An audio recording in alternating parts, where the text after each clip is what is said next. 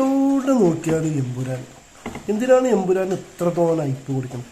കാരണം ഇതിന് മുമ്പ് ഇത്രത്തോളം ഹൈപ്പിൽ വന്ന പടങ്ങളൊക്കെ പരാജയപ്പെട്ടിട്ടുള്ളൂ. ഇപ്പോൾ കങ്കുവയാണ് ഇതിന് മുമ്പ് നല്ല ഹൈപ്പിൽ വന്നൊരു പടം. പിന്നെ പുഷ്പ 2 ഇതൊക്കെ ഇത്രത്തോളം ഹൈപ്പ് കൊടുക്കണം, അത്രത്തോളം ആ പടം ഫ്ലോപ്പാവാനുള്ള സാധ്യതയാണ് കൂടുതലായിട്ട് ഞാൻ കാണുന്നത്.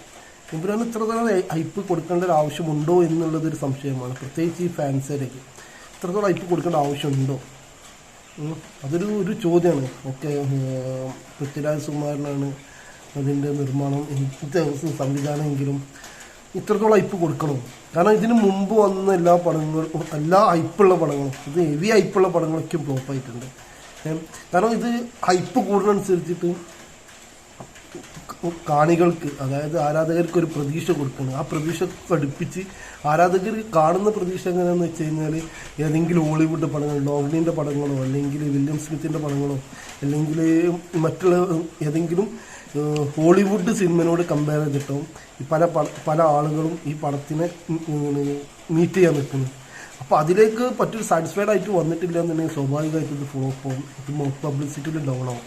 എനിക്ക് തോന്നുന്നത് അങ്ങനെയാണ്. ഇത്രത്തോളം ഹൈപ്പ് കൊടുക്കേണ്ട ആവശ്യമൊന്നും ഇല്ല. എന്തിനാണ് ഹൈപ്പ് കൂടുന്നതനുസരിച്ചിട്ട് എനിക്ക് തോന്നുന്നത് ഫ്ലോപ്പ് ആവാനുള്ള സാധ്യത കൂടുതലാണ്. കാരണം ഇതിന് മുമ്പ് വന്ന പല ഹൈപ്പുള്ള പടങ്ങളും, ഇപ്പോൾ മോഹൻലാലിൻ്റെ തന്നെ ആണെങ്കിലും മുടിയനിന് എത്ര ഹൈപ്പുള്ള വേറൊരു പടം വന്നിട്ടുണ്ടോ എന്നുള്ള കാര്യം സംശയം.